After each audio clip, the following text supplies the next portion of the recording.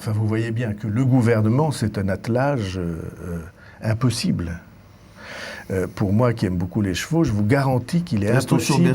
Je vous garantis qu'il est. Attendez, d'abord. Il est impossible de faire marcher un attelage à 40 chevaux ou à 39 chevaux. Parce qu'on voit tout de suite les affrontements entre les uns, les autres, les tendances qui se créent à l'intérieur. Et c'est pas du tout l'idée de la Ve République. Ça, c'est un gouvernement qui est un gouvernement de 4e République. C'est-à-dire où on essaie de faire vivre ensemble des tendances qui partagent pas le même sentiment. Alors, à Bercy, à Mont, par exemple, ça pense pas une chose. Alors, c'est l'hyperbole de tout ça. C'est-à-dire, précisément, de quoi vous parlez, de qui vous parlez? Attendez, vous ne pouvez pas avoir au ministère de l'économie 8 d'abord, puis 7 ministres, dont on voit bien qu'ils sont partagés entre deux tendances. Ceux qui, autour de Montebourg-Hamon, prétendent qu'il faut faire une politique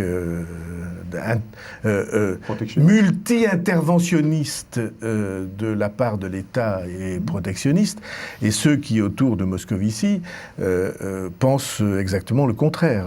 Quel bon profil Madame il faudrait comme ministre des Finances, de l'économie et des finances? Je n'ai pas l'intention de me substituer à Hollande sur un choix qu'il a à pas faire. encore suggéré. Ça peut se discuter ça aurait pu se discuter dans la période récente, mais vous voyez bien que c'est sa responsabilité. Il faut des patrons, il faut un gouvernement de gens structurés qui s'entendent et, c'est très important à mes yeux, qui ne pensent pas tout le temps à la prochaine élection.